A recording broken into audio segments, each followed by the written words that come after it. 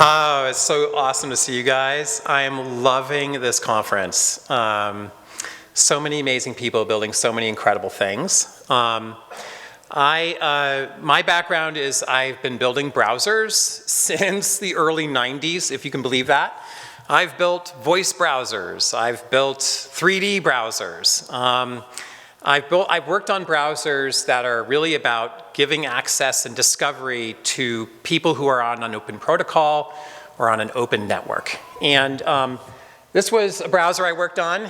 I'm very proud to have been one of the team members of Netscape Navigator back in the day. It was an incredible time. At that time, when I joined Netscape, people told me I was crazy because why would you AOL was how everyone was online.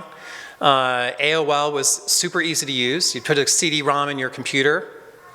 Crazy, but I know, but that's what you did, and everyone thought that was awesome. And when you would talk about the web, they were like, hold on a second, I have to download something? What does that even mean? I have to put in HTTPS? Like, I'm not doing that. That's going nowhere, right? And the web really was kind of sort of moving along, but at a sort of a slow pace. What happened was two things. First of all, people started building amazing websites, completely awesome websites. And those websites ultimately started to attract people to the web. And what Netscape did and what the browser did is it acted as a gateway of discovery to find those websites in the first place and then allow you to easily surf those websites across the web. And this was basically the beginning of a virtuous cycle because as more people discovered more websites and could see what it could do way beyond AOL, they ultimately made more websites and more people joined and this virtuous cycle happened. And ultimately AOL was dethroned as the primary walled garden and the main way that we spent time online. So fast forward to today, we have a new set of walled gardens. And these walled gardens are more insidious because they actually own all of our connections to each other. Think about that. All of the connections between humans online are owned by just a few companies. You guys all know this. But this is a huge problem, and these companies need to be dethroned. So how do we do that? Well, let's get another virtuous cycle going. There's already some amazing things that are happening on the social web. And when I say the social web, I mean Atmosphere, ActivityPub. These are two open protocols that have allowed us to standardize human connection online. That is very, very fundamental. And so, of course, what I've been working on, again, is yet another browser. This is a new kind of browser. This is a browser for a new kind of web, the open social web. This browser is called Surf. It's available as a private beta right now. You can actually download it. Actually, if you go to surf.social, you can sign up for the beta. And anyone who signs up today or tomorrow will make sure you get in. So operators are standing by. And what Surf does is it allows you to not so much browse websites, but browse feeds. We think of feeds as the new website, as a new destination that people can go to on the social web. Custom feeds are one of the most important things that Bluesky innovated on. And there's a whole ecosystem of people who've already made amazing feeds on things like Graze, is Devin here? On all sorts of other really fantastic tools. And what we want to do is help people discover all those amazing feeds. And not just, by the way, on AppProto, but also on ActivityPub. And there's a whole other dimension of the web which is built on RSS, another kind of feed model. So what Surf lets you do is it lets you basically browse and discover and surf any feed on the social web, AppProto, ActivityPub, RSS, and even more interestingly, bring them all together into totally new kinds of feeds. So I'll show you a little bit about how you do that. So what you're seeing here is Surf on the desktop web. This is actually a preview. We're going to be launching this in, knock on wood, hopefully a few days later this coming week. Up at the top, you can see you can search all posts across the social web on ActivityPub, AppProto, or RSS. And they're organized into lots and lots of different feeds. And then, of course, we can also feature different feeds. So we're featuring some fantastically awesome feeds that are on the social web. Shout out to Rudy with Bluesky. This is one of the, Bluesky is more than just a feed, to be clear. But people can experience it as a feed. It's a highly moderated experience. It's a destination. It's not just one of many things that you see and follow in Bluesky and shows up in your timeline. It's a destination. It's a place to go. It's highly moderated. It's amazing. Also, you can see here film feed. Is David Amell in the audience? Shout out to David Amell. He made this. He's a film photographer. And he's effectively created Instagram for film photographers here. You see posts that are federated via threads that come from Instagram and make their way through threads and an ActivityPub and end up in this feed. You see podcasts, you see YouTube channels. I'll show it to you in a second. We also have Andra's news feed here, made on Grays. There's Devin. Shout out to Devin. Andrea, is she here? She's amazing as well. She's made some incredible feeds. Andrea, just incredible. And so you can, what we want to try to do with Surf is bring the social web to the masses, to my mom, to my teenage daughters, and have them discover all of these incredible feeds that people have been making. We also want to make it easy for people to make feeds as well. Kind of a little bit more of like a fun way to make some feeds, and ways that are like, that bring those multiple protocols together, RSS, ActivityPub, and AppProto, and then publish those feeds to Bluesky and ultimately to the web. So let me show you how that works. So I'm just going to scroll down here, and I'm going to make a feed. And I'm going to make a feed about backpacking. So let's go ahead, and I'm just going to type in backpacking here. And here are some sources right away that we're going to recommend to you. And because we use AppProto and ActivityPub and RSS, these are coming from all these different places. So I'm going to start with just adding in a hashtag, backpacking. Now what's cool about this hashtag is it's multi-protocol. So if someone posts on Threads with hashtag backpacking, or they post on Bluesky, or on Blacksky, or on PixelFed, or on Skylight, or on YouTube, or on Flipboard, with that hashtag, that post will show up in this feed that I'm making. I'm going to go ahead and add some YouTube channels here. Backpacking TV, there's a ton of these great YouTube channels. I can always go just search for specific YouTube channels if I want to add them.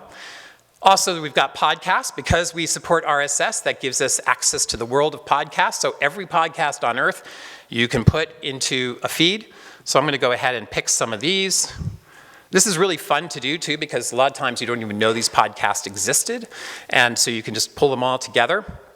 And then also what's really neat is that feeds, we think of feeds as like building blocks. So you can put feeds inside of feeds. It's sort of like iframing a website. It's actually kind of cool. So I actually made a feed called The Backpacker, where I went and found all my best YouTube channels, my favorite podcasts, my favorite newsletters, my favorite people on Bluesky, on Mastodon, and I pulled them together into one awesome backpacking feed. So I'm just going to make that a source.